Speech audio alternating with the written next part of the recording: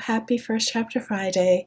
Our story today is the Dragonet Prophecy, which is the Wings of Fire, Book 1, and I'm including the Prologue, the Dragonet Prophecy, and Chapter 1, which you need all of them to set you up for the rest of the book, and it is worth it. This is tremendous. There's also been a graphic novel series that's been developed for it, but it actually did not line up well with other than the prophecy part, with telling the story visually. So I'm afraid I won't be using images from that other than just a few sporadically here and there, but not enough for you to watch. Just this will be a listening. Hopefully we won't have another power outage because we already had a brownout. It's been 96 degrees and yeah, thunder last time. Brownout this time? Who knows? Okay. Happy listening. Bye. The Dragonet Prophecy. When the war has lasted 20 years, the dragonets will come. When the land is soaked in blood and tears, the dragonets will come. Find the sea-wing egg of deepest blue. Wings of night shall come to you. The largest egg in mountain high will give to you the wings of sky. For wings of earth search through the mud for an egg the color of dragon blood. And hidden alone from rival queens, the sandwing egg awaits unseen. Of 3 queens who blister and blaze and burn, 2 shall die and 1 shall learn. If she bows to a fate that is stronger and higher, she'll have the power of wings of fire. 5 eggs to hatch on brightest night, 5 dragons born to end the fight. Darkness will rise to bring the light. The dragonets are coming. Prologue. A dragon was trying to hide in the storm. Lightning flickered across the dark clouds. Givita clutched his fragile cargo closer. If he could make it over the mountains, he'd be safe. He'd escaped the sky dragon's palace unseen, and the secret cave was so close. But his theft had not been as stealthy as he thought, and eyes as black as obsidian were already tracking him from below. The enormous dragon on the mountain ledge had pale gold scales that radiated heat like a desert horizon. Her black eyes narrowed, watching the gleam of silver wings far up in the clouds. She flickered her tail, and behind her 2 more dragons rose to the sky and dove into the heart of the storm. A piercing shriek echoed off the mountains as their talons seized the moon-pale ice dragon. "Bind his mouth," the waiting dragon ordered her soldiers as they dropped Kavita on the slick, wet ledge in front of her. He was already inhaling, ready to attack. "Quickly!" One of the soldiers grabbed a chain from the pile of smoldering coals. He threw it around the ice dragon's snout, clamping his jaws together with a sizzling smell of burning scales. Kavita let out a muffled scream. "Too late!" The sand dragon's forked tongue slithered in and out of her mouth. "You won't be using your freezing death breath on us, ice dragon."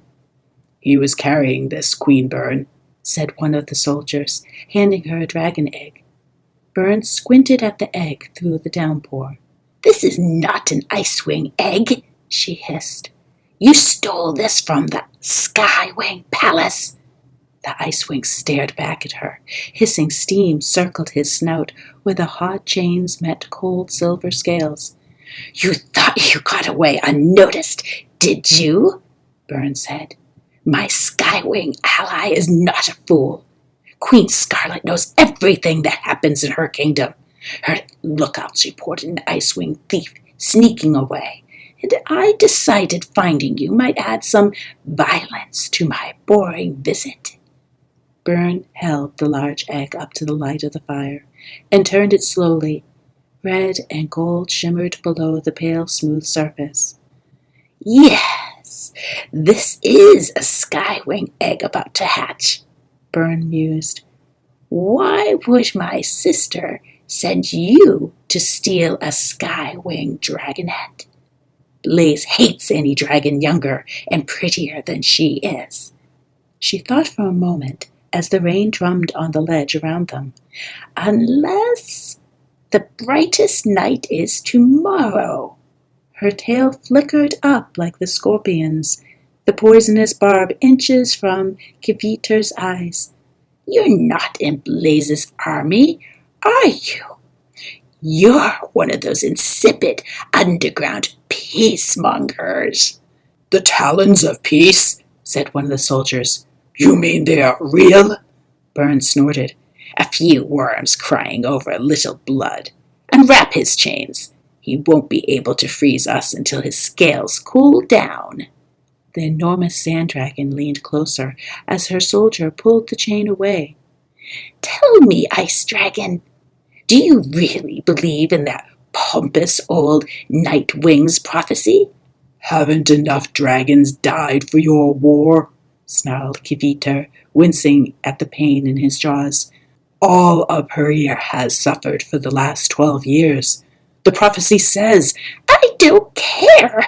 No prophecy decides what happens to me, Byrne interrupted. I am not letting a bunch of words or baby dragons choose when I die or what I bow to. We can have peace when my sisters are dead and I am queen of the Sandwings. Her venomous tail dipped closer to the silver dragon. Rain pattered on Kiviter's scales. He glared up at her. The dragonets are coming, whether you like it or not, and they will choose who the next Sand Queen should be. Really?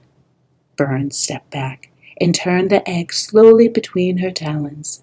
Her forked tongue slipped in and out of her smile.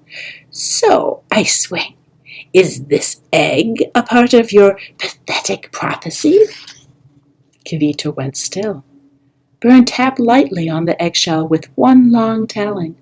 Hello, she called. Is there a dragonet of destiny in there? Ready to come out and end this big, bad war? Leave it alone, Kiviter choked out. Tell me, Byrne said, what becomes of your precious prophecy if one of the 5 dragonets is never hatched at all? You wouldn't, he said. No one would harm a dragon egg. His blue eyes were fixed desperately on her talons. No wings of sky to help save the world, Byrne said. What a sad, sad story. She began tossing the egg from one claw to the other. I guess that means you should be very, very careful with this terribly important little oops. With an exaggerated lunge, Byrne pretended the wet egg was slipping through her talons, and then she let it fall over the side of the cliff into the rocky darkness below. No! Kiviter shrieked.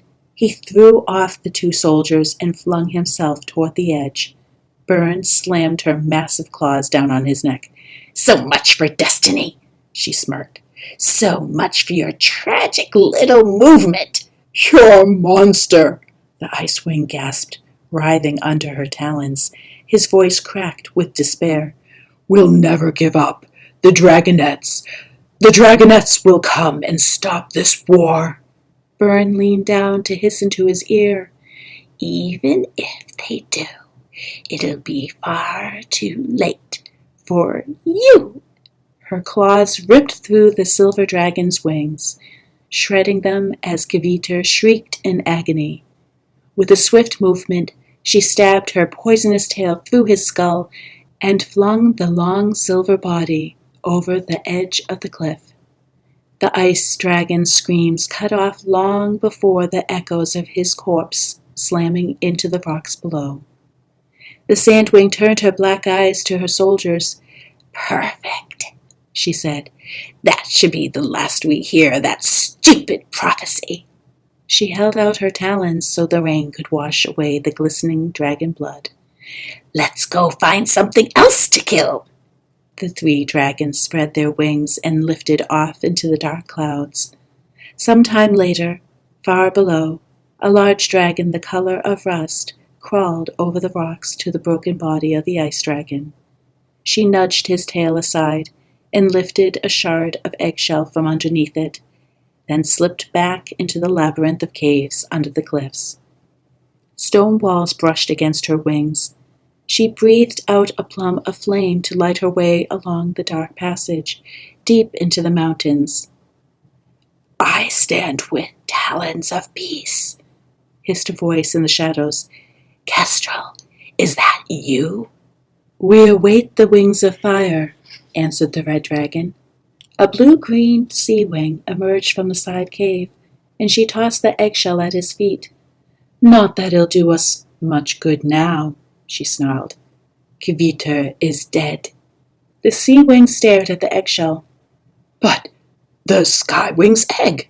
"Broken," she said. "Gone. It's over, Webs." "It can't be," he said. "Tomorrow is the brightest night. The 3 moons will be at full for the first time in a century. The Dragons of Prophecy have to hatch tomorrow." "Well, one of them is already dead," Kestrel said, rage flickering in her eyes. "I knew I should have stolen the Skywing egg myself. I know the Sky Kingdom. They wouldn't have caught me a second time." Webbs grimaced and scratched one claw over the gills along his neck. "Asher is dead too." "Asher?" A spurt of flame shot through Kestrel's nose. "How?" "Caught in a battle between Blazes and Blister's forces on the way here. She still made it with the red mudwing egg, but she died of her wounds soon after." "So it's just you and me and Dune to raise the little worms?" Kestrel growled. "For a prophecy that can never be fulfilled. Let's break the cursed eggs now and be done with it. We'll be long gone before the Talons of Peace return for the dragonets." "No!" Webbs hissed. "Keeping the dragons alive for the next 8 years is more important than anything. If you don't want to be part of that..." "Oh, all right, enough," Kestrel snapped. "I'm the strongest dragon of the Talons of Peace. You need me. It doesn't matter how I feel about the nasty little dragonets." She eyed the eggshell on the floor, rubbing her scarred palms together. "Although I thought at least one of them would be a Skywing." "I'll find us a 5th dragonet." Webbs pushed past her, scales scraping against the rock. "There's no way back into the Sky Kingdom, brainless," she said. "They'll be guarding the hatchery closely now." "Then I'll get an egg somewhere else," he said grimly. "The Rainwings don't even count their eggs. I could take one from the rainforest without anyone noticing." "Of all the horrible ideas," Kestrel said with a shudder. "Rainwings are wretched creatures, nothing like Skywings." "We have to do something," Webb said. He hissed as his tail sent the eggshell scattering across the floor. "In 8 years, the Talons of Peace will come looking for 5 dragonets. The prophecy says 5, and we're going to make it come true. Whatever it takes." Part 1, Under the Mountain. 6 years later, Chapter 1. Clay didn't think he was the right dragon for a big, heroic destiny. Oh, he wanted to be. He wanted to be the great Mudwing, savior of the dragon world, glorious and brave. He wanted to do all the wonderful things expected of him. He wanted to look at the world, figure out what was broken, and fix it. But he wasn't a natural hatched hero. He had no legendary qualities at all. He liked sleeping more than studying, and he kept losing chickens in the caves during hunting practice because he was paying attention to his friends instead of watching for feathers. He was all right at fighting, but all right wasn't going to stop the war and save the dragon tribes. He needed to be extraordinary. He was the biggest dragonet, so he was supposed to be the scary, tough one. The Minders wanted him to be terrifyingly dangerous. Clay felt about as dangerous as cauliflower. "Fight!" his attacker howled, flinging him across the cavern. Clay crashed into the rock wall and scrambled up again. trying to spread his mud-colored wings for balance. Red talons raked at his face, and he ducked away. "Come on!" the red dragon snarled. "Stop holding back! Find the killer inside you and let it out!" "I'm trying," Clay said. "Maybe if we could stop and talk about it." She lunged for him again. "Feet to the left! Roll right! Use your fire!" Clay tried to duck under her wing to attack her from below, but of course he rolled the wrong way. One of her talons smashed him to the ground, and he yelped with pain. "Which left was that, useless?" Kestrel bellowed in his ear. "Are all mudwings this stupid, or are you just deaf?" "Well, if you keep that up, I will be soon," Clay thought. The skywing lifted her claws, and he wriggled free. "I don't know about other mudwings," he protested, licking his sore talons. "Obviously, but perhaps we could try fighting without all the shouting and see—" He stopped, hearing the familiar hiss that came before one of Kestrel's fire attacks. He threw his wings over his head, tucked his long neck in, and rolled into the maze of stalagmites that studded one corner of the cave. Flames blasted the rocks around him, singeing the tip of his tail. "Coward!" the older dragon bellowed. She smashed one of the clay columns into a shower of sharp black pebbles. Clay covered his eyes and almost immediately felt her stamp down hard on his tail. "Oh!" he yelled.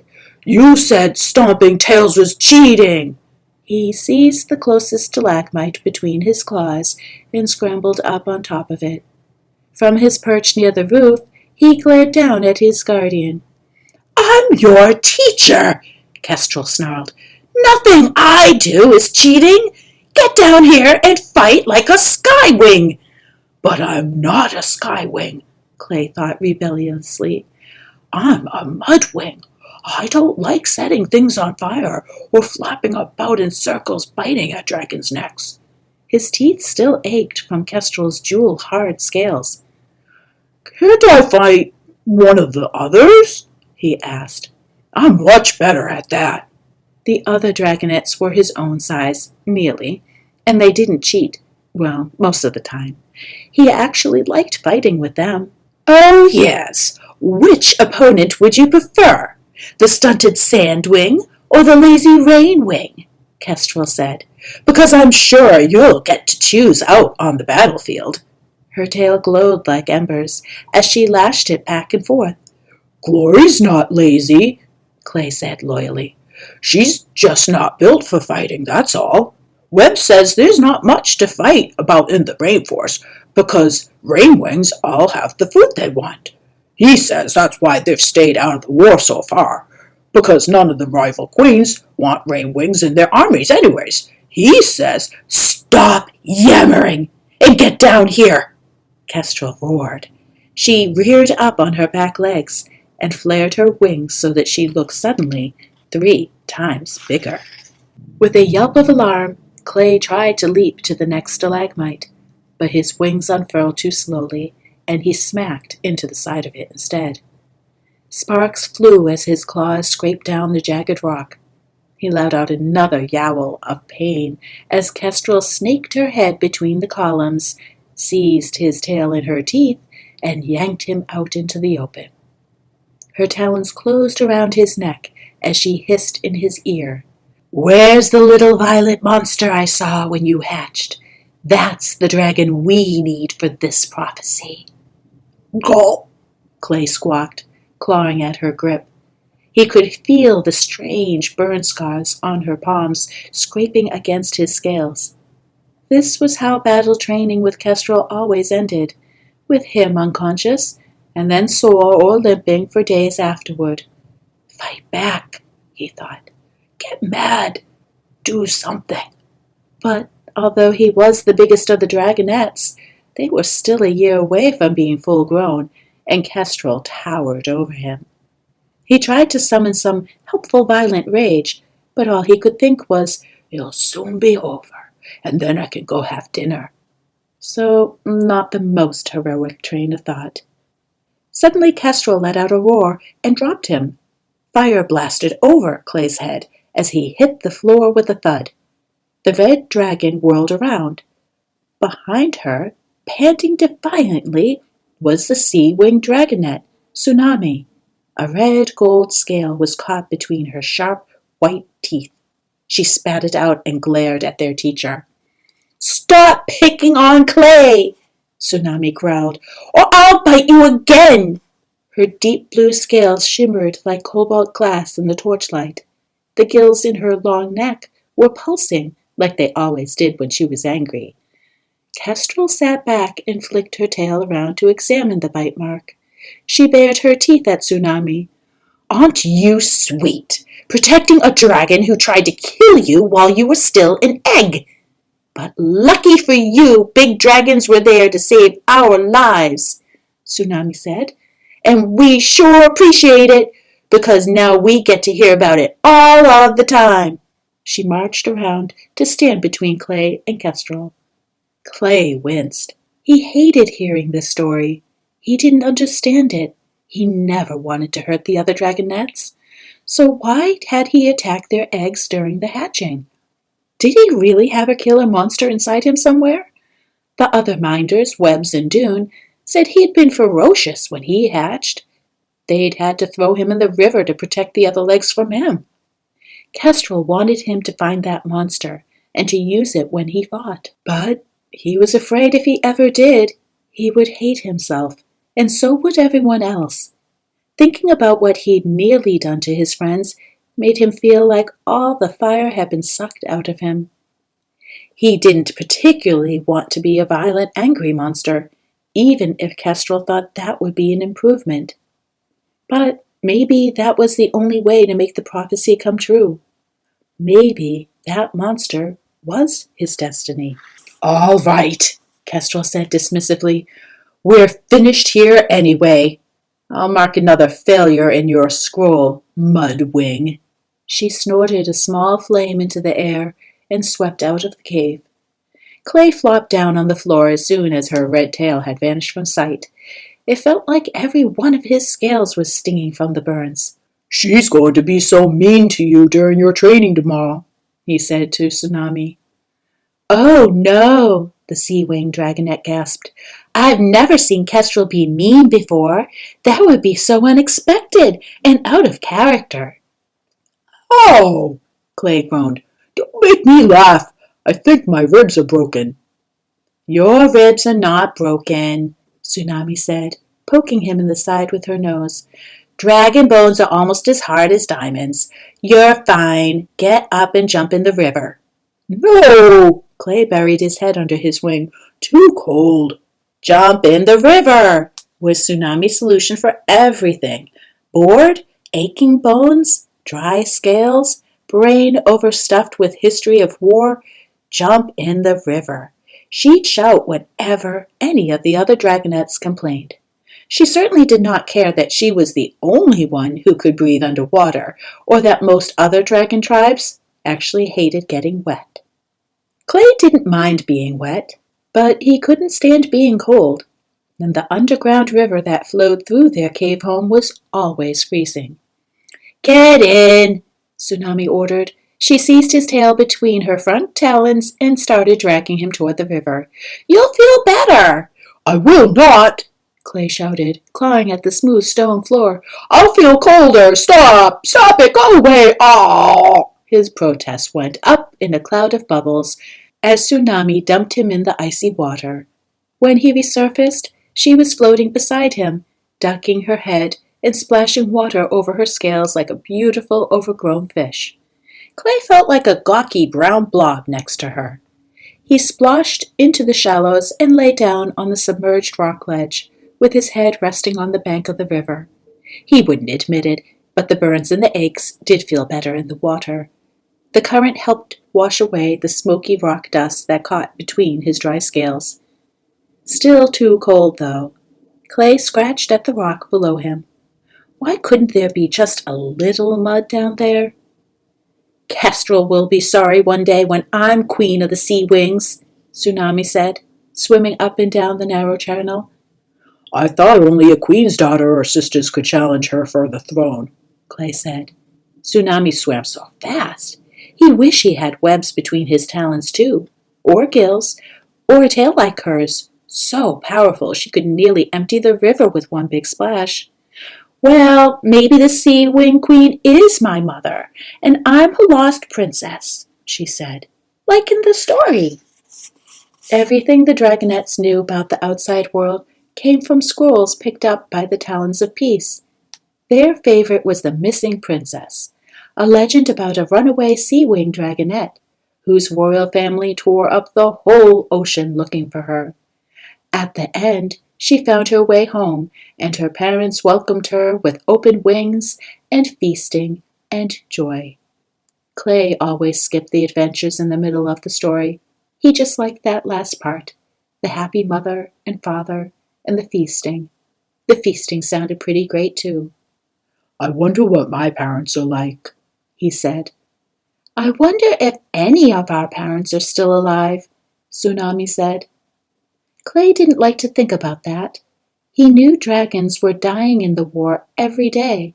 Kestrel and Webbs brought back news of bloody battles, scorched land, and burning piles of dragon bodies. But he had to believe his parents were still alive. Do you think they ever miss us? Definitely. Tsunami flicked a spray of water at him with her tail. I bet mine were frantic when Webb stole my egg, just like in the story. And mine tore apart the marshes, Clay said. They'd all imagined scenes of their parents, desperate searchers, ever since they were young dragonets. Clay liked the idea that someone out there was looking for him, that someone missed him and wanted him back. Tsunami flipped onto her back, gazing up at the stone roof with her translucent green eyes. Well, the Talons of Peace knew what they were doing, she said bitterly. No one would ever find us down here. They listened to the river gurgle and the torches crackle for a moment. We won't be underground forever, Clay said, trying to make her feel better. I mean, if the Talons of Peace want us to stop this war, they have to let us out sometime. He scratched behind his ear thoughtfully. Starlight says it's only 2 more years. He only had to hold on that long. And when we can go home and eat as many cows as we want... Well, first we have to save the world, Tsunami said, and then we go home? Right, said Clay. How they were going to save the world was a little fuzzy, but everyone seemed to think they'd figure it out when the time came. Clay pulled himself out of the river, his waterlogged wings heavy and drooping. He spread them in front of one of the torches, arcing his neck and trying to get warm. Feeble waves of heat wafted against his scales. Unless, Tsunami said. Clay lowered his head to look at her. Unless what? Unless we leave sooner, she said. She flipped over and pulled herself out of the water in one graceful motion. Leave? Clay echoed, startled. How? On our own? Why not? She said. If we can find a way out, why should we have to wait another 2 years? I'm ready to save the world now, aren't you? Clay wasn't sure he'd ever be ready to save the world. He figured the Talons of Peace would tell them what they had to do. Only the 3 guardian dragons, Kestrel, Webbs, and Dune, knew where the dragonets were hidden. But there was a whole network of Talons out there, getting ready for the prophecy. We can't stop the war by ourselves, he said. We wouldn't know where to start. Tsunami flapped her wings at him in exasperation, showering him with cold droplets. We can't too stop the war on our own, she said. That's the whole point of the prophecy. Maybe in 2 years, Clay said. Maybe by then I'll have found my dangerous side. Maybe then I'll be the ferocious fighter Kestrel wants me to be. Maybe sooner, she said stubbornly. Just think about it, all right? He shifted his feet. All right, I'll think about it. At least that way he could stop arguing with her. Tsunami cocked her head. I hear dinner! The faint sound of a dismayed mooing echoed up the tunnel behind them. She poked Clay cheerfully. Race it to the hall! She whirled and pounded away without waiting for a response. The torches in the battle room seemed dimmer, and cold water was seeping under Clay's scales. He folded his wings and swept his tail through the debris of the smashed rock column. Soon Nami was crazy. The 5 dragonets weren't ready to stop the war. They wouldn't even know how to survive on their own. Maybe Tsunami was brave and tough, like a hero should be, but sunny and glory and starflight? Clay thought of all the things that might hurt them, and wished he could give them his own scales and claws and teeth for extra protection. Besides, there was no way to escape the caves. The Talons of Peace had made sure of that. Still, part of him couldn't help wondering, what would it be like to go home now, instead of waiting another 2 years? Back to the marshes, to the swamps, to a whole tribe of mudwings who looked like him and thought like him. Back to his parents, whoever they were. What if they could do it? What if the dragonets could escape and survive and save the world in their own way? Hope you enjoyed that reading. The characters are dragons, however, they are very human in their emotions and how they react to each other. The meaning of family is very human, and I'm sure you can relate.